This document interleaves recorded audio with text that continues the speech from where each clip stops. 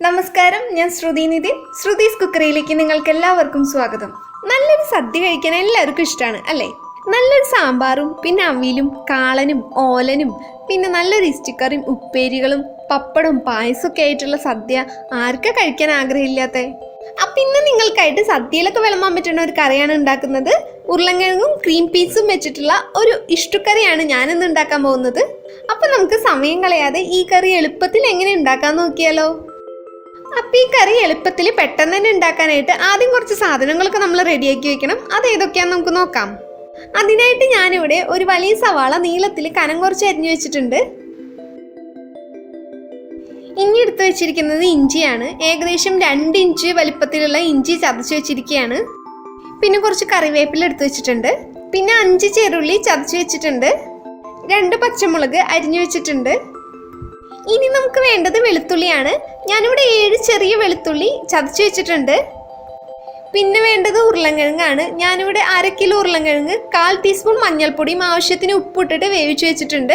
നിങ്ങൾ കുക്കറിലാണ് വേവിക്കുന്നതെങ്കിൽ മഞ്ഞൾപ്പൊടിയും ഉപ്പും പിന്നെ ആവശ്യത്തിന് വെള്ളം ഒഴിച്ചതിന് ശേഷം ഹൈ ഫ്ലെയിമിൽ 2 വിസിലടിച്ചാൽ ഇതുപോലെ കഷ്ണങ്ങൾ വേവിച്ചെടുക്കാൻ പറ്റും. ഇനി നമുക്ക് നാളികേരപ്പാൽ വേണം. ഞാനിവിടെ 1/2 ഗ്ലാസ് നാളികേരപ്പാൽ എടുത്ത് വെച്ചിട്ടുണ്ട്. 1/2 ഗ്ലാസ് ചെറുകിയ നാളികേരത്തിലേക്ക് 1/2 ഗ്ലാസ് വെള്ളം കൂടി ചേർത്തിട്ട് മിക്സിയുടെ ജാറിലിട്ട് ഒന്ന് അടിച്ചതിന് ശേഷം ഒന്ന് അരിച്ചെടുത്ത് കഴിഞ്ഞാൽ നമുക്ക് പെട്ടെന്ന് തന്നെ നാളികേരപ്പാൽ ഉണ്ടാക്കിയെടുക്കാം. പിന്നെ വേണ്ടത് വേവിച്ച് വെച്ച 3/4 ഗ്ലാസ് ഗ്രീൻ പീസാണ്. തലേ ദിവസം വെള്ളത്തിലിട്ട് വെക്കുകയാണെങ്കിൽ പിറ്റേ ദിവസം നമുക്ക് പെട്ടെന്ന് തന്നെ കുക്കറിൽ ഗ്രീൻ പീസ് വേവിച്ചെടുക്കാം.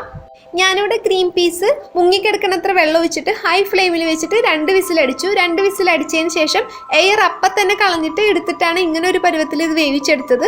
അപ്പം നിങ്ങൾ വേവിക്കുമ്പോൾ നിങ്ങളുടെ കുക്കറിനനുസരിച്ചിട്ട് ചിലപ്പോൾ വിസിലൊക്കെ മാറ്റം വരാം. കുക്കിങ്ങിൽ തുടക്കക്കാർക്കായിട്ടുള്ളവർക്ക് ഡൗട്ട് ഇല്ലാണ്ട് കുക്ക് ചെയ്യാൻ വേണ്ടിയിട്ടാണ് കാണിച്ചു തരാൻ പറ്റാത്ത ചില കാര്യങ്ങൾ ഞാൻ ഡീറ്റെയിൽ ആയിട്ട് പറഞ്ഞത്. ഇനി ഇത് ഉണ്ടാക്കാനായിട്ട് നമുക്കൊരു പാത്രം വെക്കാം. പാത്രം ചൂടാവണ വരെ നമുക്കൊന്ന് വെയിറ്റ് ചെയ്യാം. അപ്പോൾ പാത്രം ചൂടാവുമ്പോൾ ഞാൻ ഇതിലോട്ട് 3 ടേബിൾ സ്പൂൺ വെളിച്ചെണ്ണ ഒഴിച്ചു കൊടുക്കുകയാണ്. ഇതിൽ നാളികേരപ്പാലൊക്കെ ഒഴിക്കണ ഒരു കറി ആയതുകൊണ്ട് തന്നെ വെളിച്ചെണ്ണയാണ് കൂടുതൽ നന്നാവുക. അപ്പോൾ നിങ്ങൾ മാക്സിമം വെളിച്ചെണ്ണ തന്നെ എടുക്കാൻ നോക്കുക. വെളിച്ചെണ്ണ ചൂടാവുമ്പോൾ നമുക്ക് ഇതിലോട്ട് ഇഞ്ചി ചതച്ചത് ചേർത്ത് കൊടുക്കാം. ഒരു 10 സെക്കൻഡ് ഇളക്കിയതിന് ശേഷം നമുക്ക് ഇതിലോട്ട് കറിവേപ്പിലയും കൂടി ചേർത്ത് കൊടുക്കാം. അതിനുശേഷം ഞാൻ ഇതിലോട്ട് അരിഞ്ഞു വെച്ച പച്ചമുളകും കൂടി ചേർക്കാണ്. അതോടൊപ്പം തന്നെ നമ്മൾ നേരത്തെ ചതച്ച് വെച്ചിട്ടുള്ള വെളുത്തുള്ളിയും കൂടി ചേർത്ത് കൊടുക്കുകയാണ്. ഇനി നമുക്ക് നന്നായി ഇതൊന്ന് വഴറ്റാം. ഒരു 30 സെക്കൻഡ് നമ്മൾ നന്നായിട്ട് ഇങ്ങനെ ഇളക്കിയതിന് ശേഷം നമ്മൾ നേരത്തെ ചതച്ച് വെച്ചിട്ടുള്ള ചെറിയുള്ളിയും കൂടി ചേർത്ത് കൊടുക്കുകയാണ്. അപ്പോൾ ഇത് നന്നായിട്ടൊന്ന് മൂക്കണം. അതുവരെ നമുക്കൊന്ന് ഇളക്കി കൊടുക്കാം.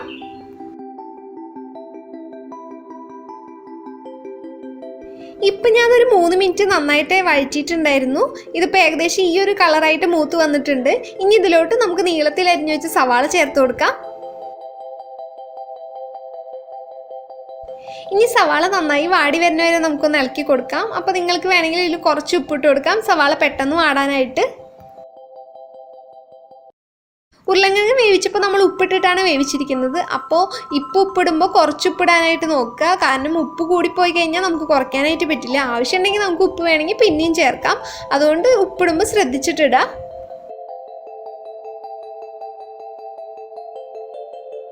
ഇപ്പം സവാളയൊക്കെ നന്നായിട്ട് വാടിയിട്ടുണ്ട്. ഈ ഒരു പരിവാകുമ്പോൾ നമുക്ക് ഇനി ഇതിലോട്ട് പൊടികളൊക്കെ ചേർത്ത് കൊടുക്കാം. ഇനി ഇതിലോട്ട് 2 ടേബിൾ സ്പൂൺ മല്ലിപ്പൊടി ചേർത്ത് കൊടുക്കുകയാണ്. മല്ലിപ്പൊടി നന്നായിട്ട് മൂക്കണ വരെ നമുക്കൊന്ന് വഴറ്റി കൊടുക്കാം. പൊടികളൊക്കെ ഇടാൻ തുടങ്ങുമ്പോൾ നിങ്ങൾ ലോ ഫ്ലെയിമിലല്ല വെച്ചിട്ടില്ലെങ്കിൽ ലോ ഫ്ലെയിമിലാക്കിയതിന് ശേഷം മാത്രം പൊടികൾ ഇടാൻ നോക്കുക. മല്ലിപ്പൊടി ഇപ്പോൾ മൂത്ത മണം വന്നിട്ടുണ്ട്.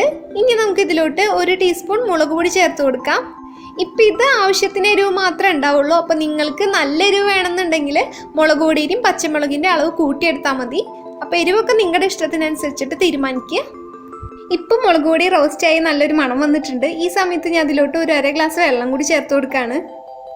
എനിക്കിവിടെ ഉരുളൻകിഴങ്ങ് വേവിച്ചപ്പോൾ വെള്ളം ബാക്കി ഉണ്ടായിരുന്നു. അതാണ് ഞാൻ അതിലേക്ക് ഒഴിച്ചു കൊടുത്തിരിക്കുന്നത്. ഇപ്പോൾ നിങ്ങൾക്ക് ഉരുളൻകിഴങ്ങ് വേവിക്കുമ്പോൾ വെള്ളമൊന്നും ബാക്കി വന്നിട്ടില്ലെങ്കിൽ നിങ്ങൾ ചൂടുള്ള 1/2 ഗ്ലാസ് വെള്ളം ഒഴിച്ചു കൊടുത്താൽ മതി. ഈ വെള്ളം ഒന്ന് കുറുകി വരുമ്പോൾ നേരത്തെ വേവിച്ച് മാറ്റി വെച്ചിട്ടുള്ള ഗ്രീൻ പീസ് കൂടി ഇതിലേക്ക് ചേർത്ത് കൊടുക്കാം. ഞാൻ ആദ്യം കാണിച്ച പോലെ തന്നെ എല്ലാം റെഡിയാക്കി വെക്കുകയാണെങ്കിൽ ഈ കറി വളരെ പെട്ടെന്ന് തന്നെ നമുക്ക് ഉണ്ടാക്കിയെടുക്കാം. ഇനി ഇത് 1 മിനിറ്റ് ഈ മസാലയിലൊക്കെ കിടന്ന് ഒന്ന് സെറ്റായി വരണം. അതുവരെ നമുക്കൊന്ന് ഇളക്കി കൊടുക്കാം. ഇനി നമുക്ക് നേരത്തെ വേവിച്ചിട്ട് മാറ്റി വെച്ചിരിക്കുന്ന ഉരുളൻകിഴങ്ങും കൂടി ഇടാൻ സമയമായിട്ടുണ്ട്. അതും കൂടി ചേർത്ത് കൊടുക്കാം. ഇനി ഇതെല്ലാം നന്നായിട്ടൊന്ന് മിക്സ് ചെയ്ത് കൊടുക്കണം. ഈ സമയത്ത് നിങ്ങൾക്ക് ഇതിൻ്റെ ഉപ്പൊക്കെ ഒന്ന് നോക്കാം. ഉപ്പ് പോരായെന്ന് തോന്നുകയാണെങ്കിൽ മാത്രം ആവശ്യത്തിന് ഉപ്പിട്ട് കൊടുത്താൽ മതി.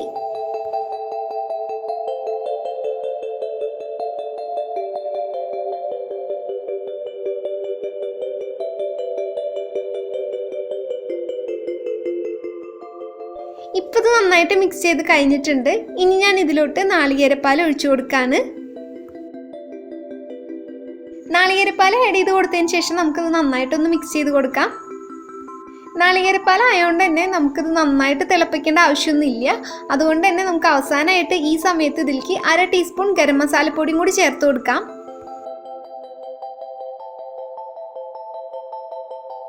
ഇത് നന്നായിട്ടൊന്ന് മിക്സ് ചെയ്തതിന് ശേഷം അവസാനമായിട്ട് ഞാൻ ഇതിൻ്റെ ടേസ്റ്റൊക്കെ ഒന്ന് നോക്കുകയാണ്.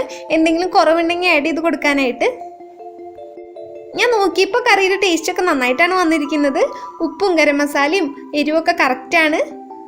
ഇപ്പം നാളികേരപ്പാൽ ഒഴിച്ചിട്ട് തിളയൊക്കെ വന്നു തുടങ്ങുന്നുണ്ട്. ഈ സമയത്ത് ഞാൻ ഓഫ് ചെയ്യാണ്. ഇപ്പം നമ്മുടെ കറി റെഡി ആയിട്ടുണ്ട്. ഇനി ഇത് തണുത്ത് കഴിഞ്ഞാൽ കുറച്ചും കൂടി ഒന്ന് കട്ടിയായിക്കോളും.